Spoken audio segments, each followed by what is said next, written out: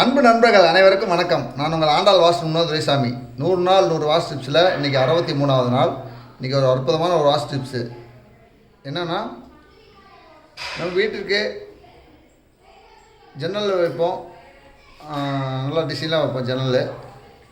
அப்படி ஜன்னல் வைக்கும்போது அது ஜன்னலுக்கு ஒரு கண்ணாடி வைப்போம், கண்ணாடி.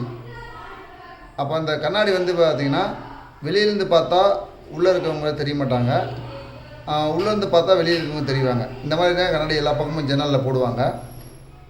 இந்த மாதிரி அமைப்பு நீங்கள் உங்கள் வீட்டில் யூஸ் பண்ணுறீங்கன்னா, நீங்கள் என்ன சொல்கிறதுன்னா, ஒரு வகையான மறைக்கக்கூடிய நபர்களாக இருப்பீங்க, விஷயங்களை மறைக்கக்கூடிய நபர்களாக இருப்பீங்க. வெளிப்படைத்தன்மையே இருக்காது, அந்த வீட்டில் இருக்கிறவங்களாம் வெளிப்படைத்தன்மையே இருக்காது. எந்த வீடு உள்ளேருந்து பார்த்தாலும் வெளியே தெரியணும், வெளியிலேருந்து பார்த்தாலும் உள்ளே தெரியணும், அந்த மாதிரி கண்ணாடி யார் வீட்டில் போடுறாங்களோ அந்த வீட்டில் இருக்கிறவங்களாம் வெளிப்படைத்தன்மை நபர்களாக இருப்பாங்க. எல்லாமே நல்லா சிறப்பாக இருப்பாங்க. அவங்களோட பொய்யே இருக்காது, ஒரு நல்ல நேர்மறையான எண்ணங்கள் தான் இருக்கும்.